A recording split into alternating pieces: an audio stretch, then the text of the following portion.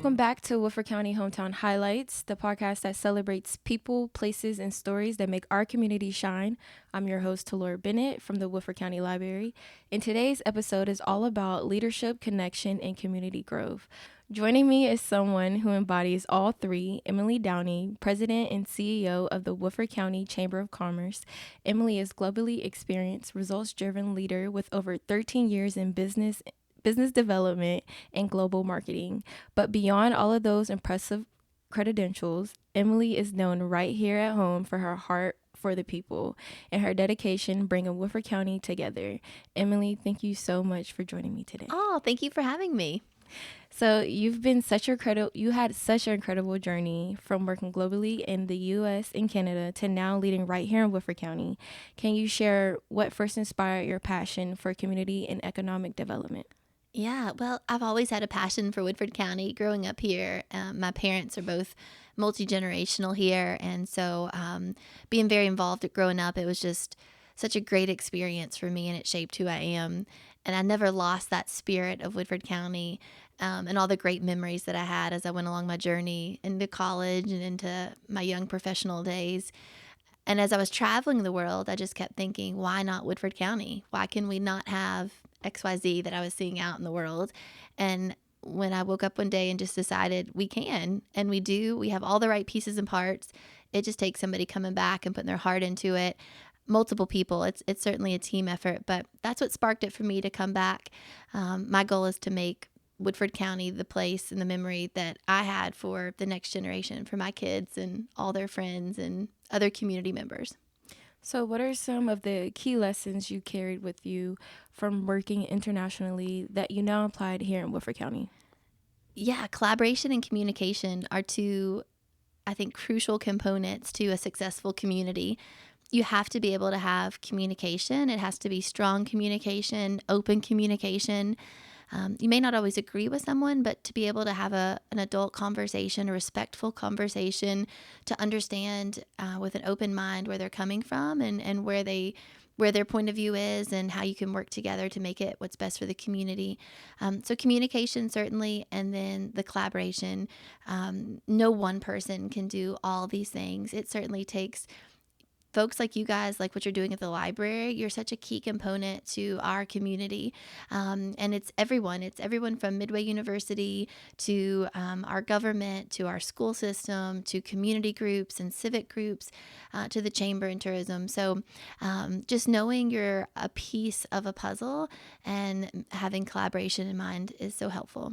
One thing I've noticed is how intentional you are about connecting people from small businesses owners to civic leaders and nonprofits.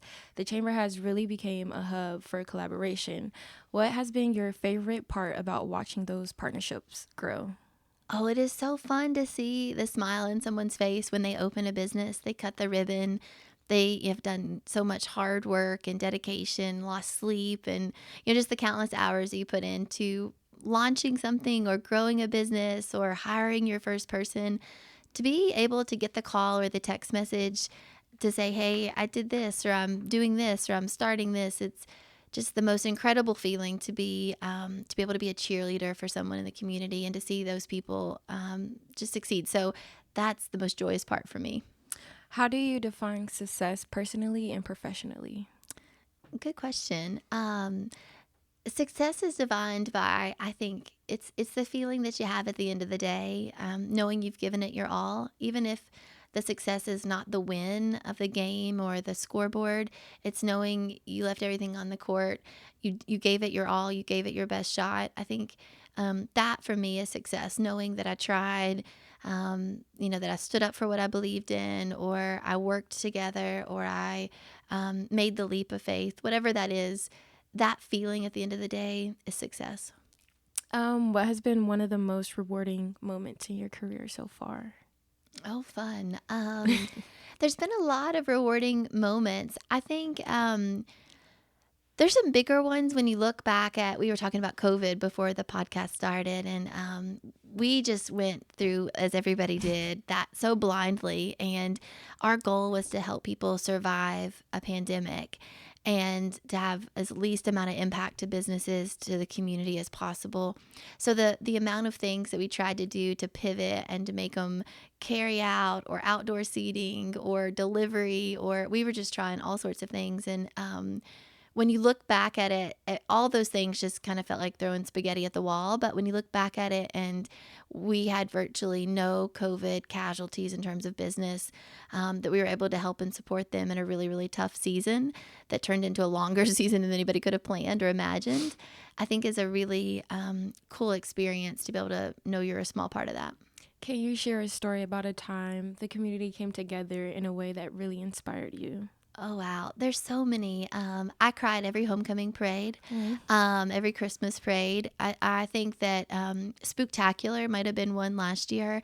It was a cool collaboration of so many community groups from the library and the school system. Just so many groups coming together. Jane School of Dance. The list goes on and on. Rail Explorers. It was public and private partnerships. And we came together, and when the gates, so to speak, opened at 4 o'clock, our streets were full. They were jam packed. And that, knowing you did that with other people, was so fun. So I think that was maybe a really cool moment. So like you said, Woodford County is very a close-knit place. So what do you think makes the community unique? It's definitely, Corey's in the room here, but I go back to this.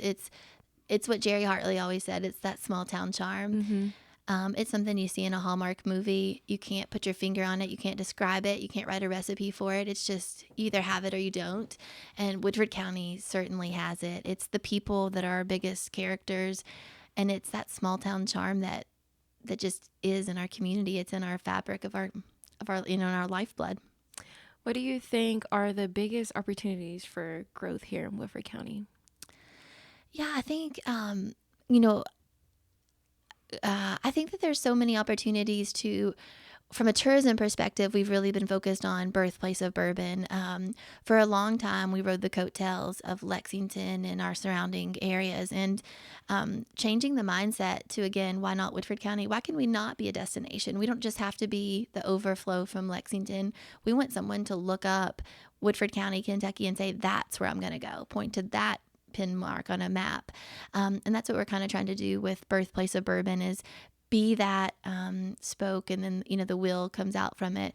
But there are so many opportunities. I think, I'm really for keeping Woodford County small and quaint, because I think that's who we are, and I think that's what makes us so unique and special. So looking at the areas that are not building necessarily on green space, but keeping and creating opportunities, the repurposing of the old Kroger building. How do we do more of that to really capitalize on who we are? More opportunities like High Bramble Park that bring agriculture in the root of who we are. How do we amp up the farmers market and support what's already happening? I love that we're an agriculture community, and I hope that we stay that way forever. How do you see Woodford County evolving in the next 5 years?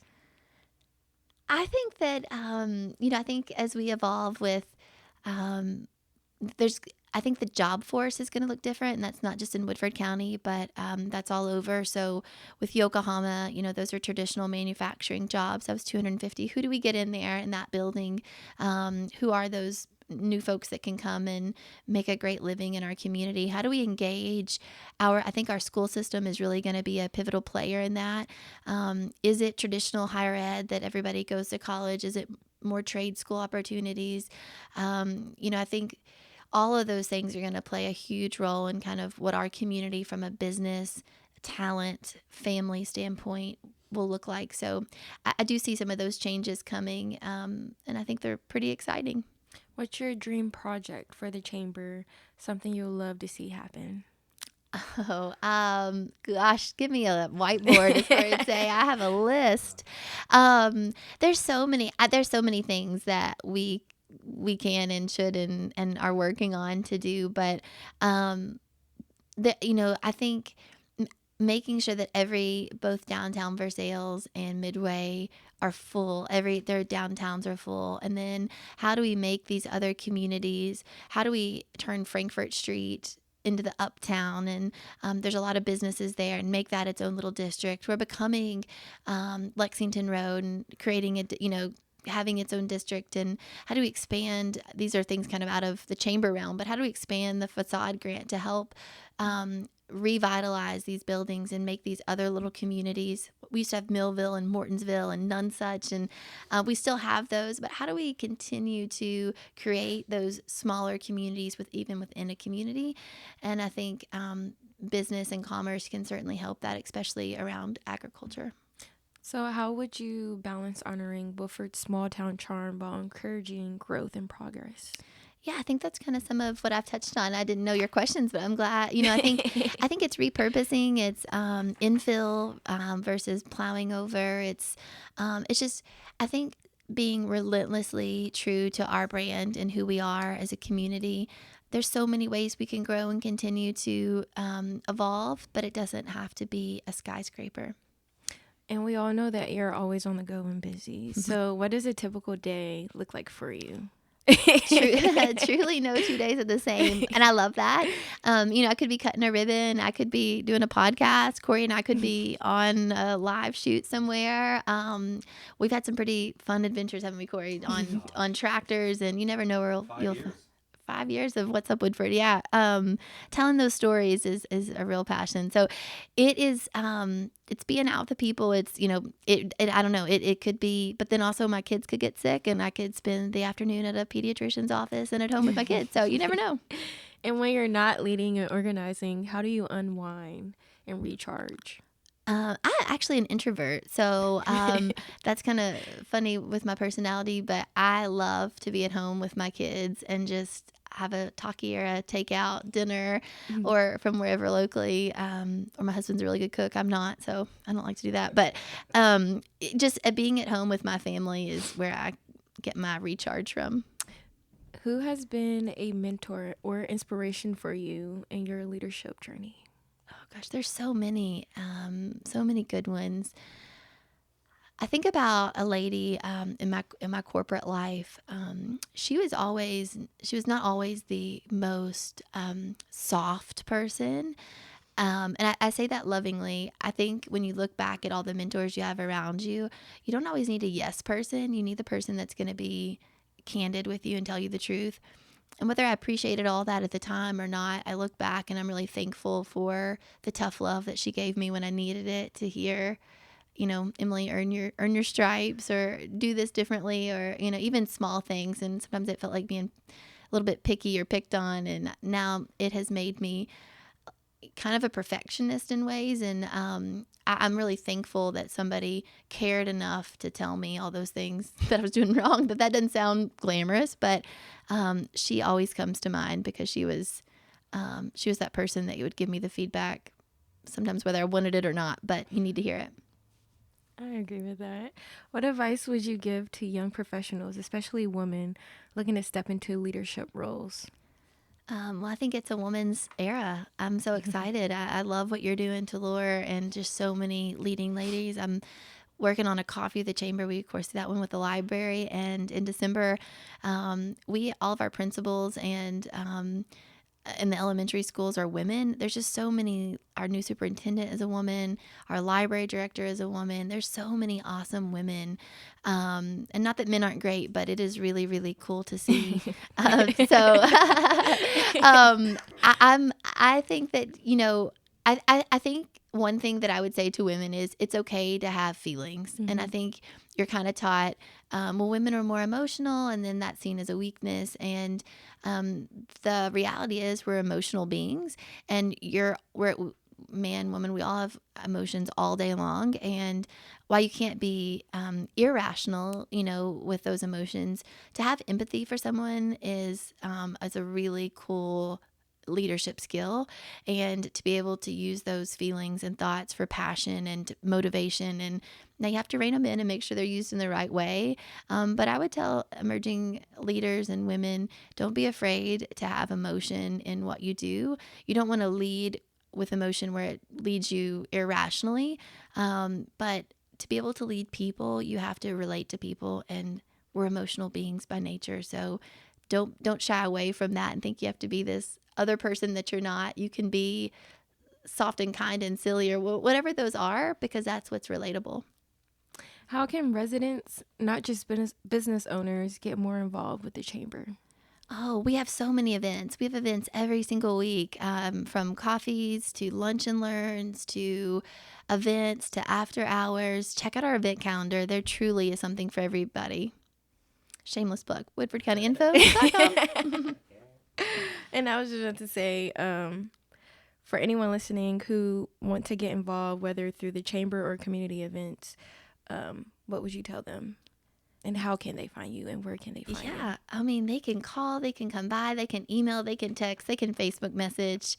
If anybody says they can't reach us, that is baloney.